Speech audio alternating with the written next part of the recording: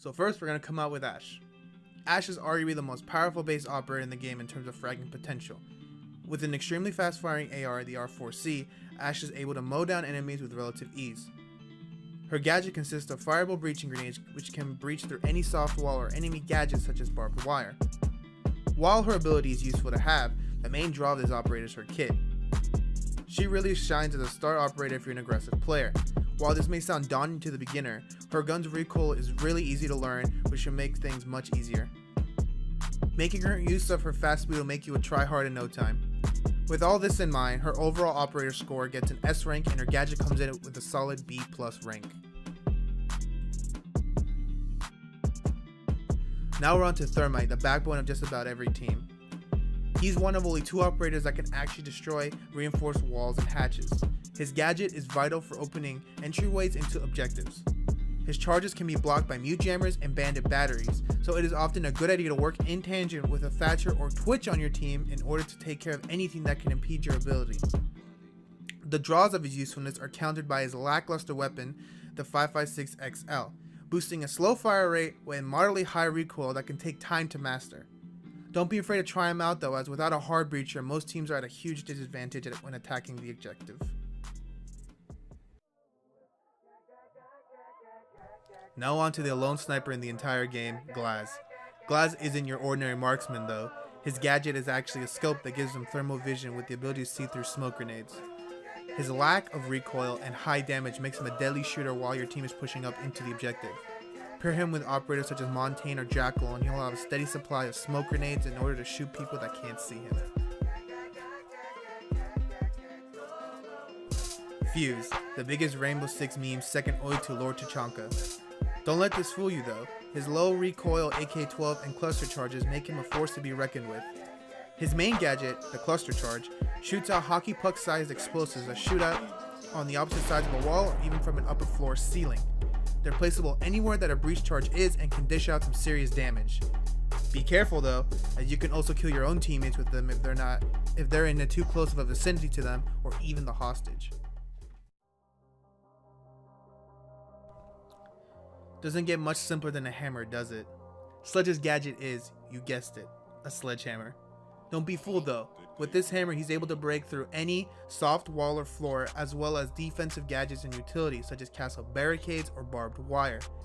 His kit also provides you with a very solid, low recoil primary and an amazing secondary, which has one of the highest RPMs in the game. Best not forget about his useful frag grenades, either of which are destructive against enemies and their gadgets alike.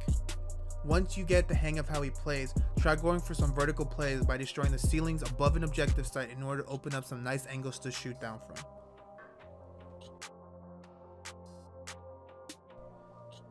Up next, an underappreciated support operator of the game, Thatcher. Thatcher hates technology so much that he rocks 3 EMP grenades just to get rid of them. He's able to destroy any technology-driven gadgets such as bandit batteries, Legion's goo mines, or Ella's Grismont mines when he throws his grenade within a 5-meter radius of the gadget. His kit also boosts the same primary weapon as Sledge, so if you've been playing him, why not give Thatcher a shot? Your Thermite main friends will be sure to thank you. A drone that can destroy gadgets and zap enemies? Sign me up. Twitch's shock drones are quite a more lethal version of the regular drones everyone gets. She gets access to 2 of them that have 5 charges each. These charges are used to take out enemy cams, gadgets, or just to annoy the enemy and deal 10 damage to them per shot.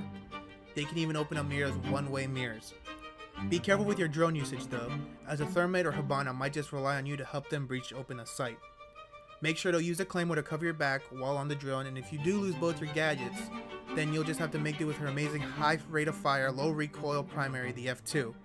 An ACOG will allow you to one-tap enemies from afar, but you could always run a reflex if you don't want Ashe to hog all the fragging potential.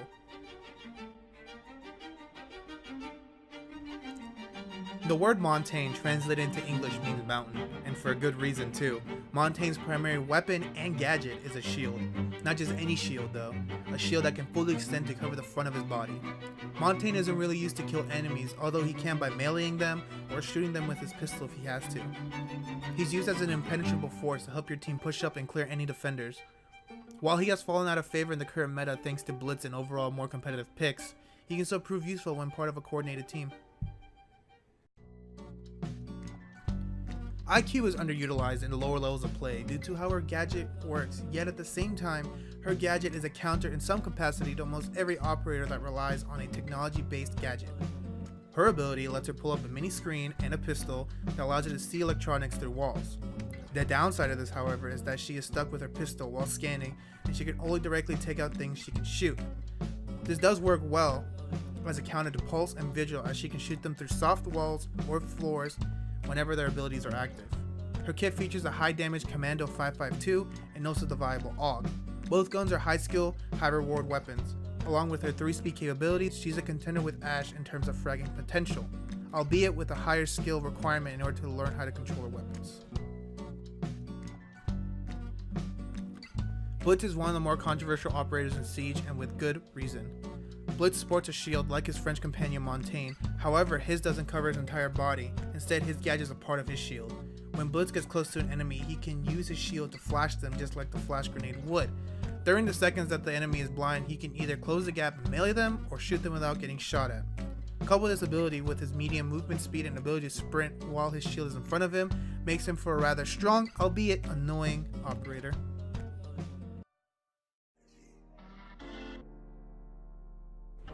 You know what they say, the best offense is a good defense, so I guess we should get into the defenders of Team Rainbow. Starting off, we have the infamous wall hacker Pulse. Pulse makes use of his cardiac monitor to be able to see the heartbeats of enemy attackers from 9 meters away, but be careful as you are defenseless while you have it out. With this information, he can shoot or nitrocell them through walls and make valuable callouts to teammates. His UMP SMG's low damage does leave a bit to be desired, however, the non-existent recoil on it makes it a perfect gun for beginners and headshot connoisseurs alike. Oh Castle, the hero we need but don't deserve. Castle's utility comes from his 3 steel barricades that he can place on any doorway or window to slow down the enemy.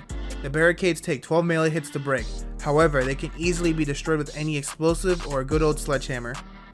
The main use of his ability should be to make interesting defensive strategies rather than just trying to block off the doorway into the objective. Since it's a barricade, its defensive properties go both ways, meaning that your team can go through them without breaking them, so poor castle placements can create tension within a team, so it is often recommended to stay away from this operator until proper map knowledge and team coordination has been acquired. Overall, Castle tends to be a subpar operator with his niche gadget and boring UMP. However, in the right hands, he can be a valuable asset.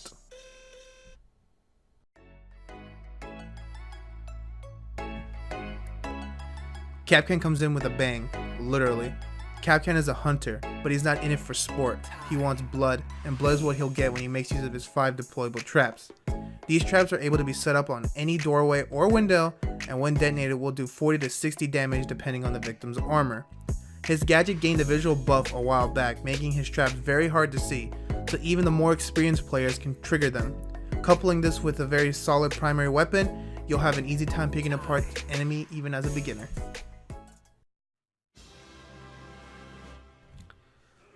Looks like Ubisoft thought they were developing a character for Smite instead of Siege, since they put a god into the game. All jokes aside though, don't play this character if you want to be competitive at all.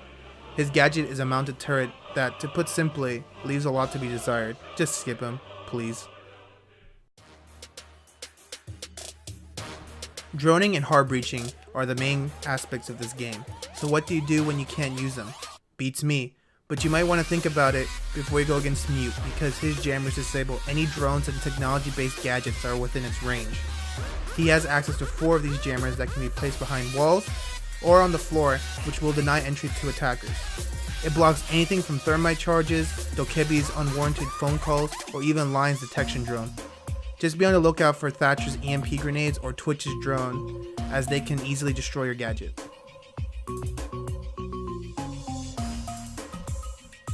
Smoke is a jack of all trades. He can open up holes with a shotgun, shred enemies with his SMG-11, and deny side entry with his smoke grenades. Just be aware of one thing, don't ask him what's in the canister. Besides that, equipping your loadout with a shotgun primary is highly advised, as your SMG secondary should be more than enough stopping power to take out enemies. The shotgun can help with making rotation holes around the objective. His gas canisters work as an area of effect poison smoke, which can quickly whittle down the enemy's health if they're in range. This can be extremely helpful in biding time or stopping a diffuser plant from going down.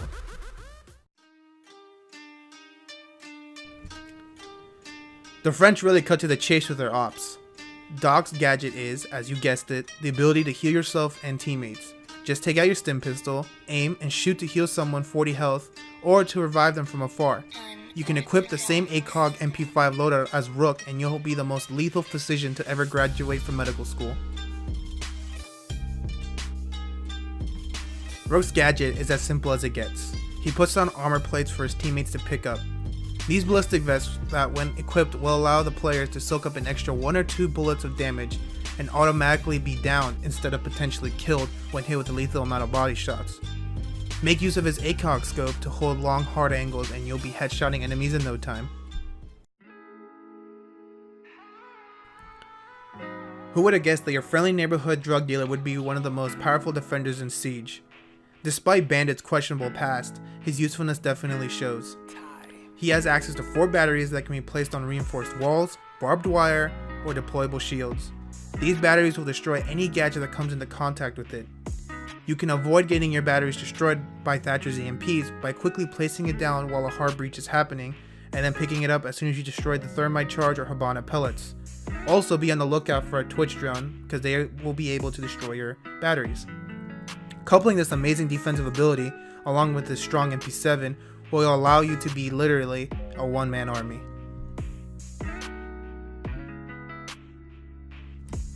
Jaeger is the operator everyone loves to hate, and with a good reason too. He has arguably the most powerful defender primary in the game, and has access to useful anti-grenade ADS devices. He has access to 3 of these devices, and each one can block 2 grenades each. This can be helpful to block against a cheeky frag or to stop the enemy from getting an easy smoke grenade diffuser plant. Given his amazing primary and 3-speed rating, he really shines as an aggressive roamer, though he can also be of use as a powerhouse defending the objective. So there you have it, guys. This is an operator guide that you can use to understand all the base operators of the game in Rainbow Six Siege. I hope it helps you and pushes you forward into becoming a better player at the game and have a better understanding. Thanks for watching, and always like and subscribe.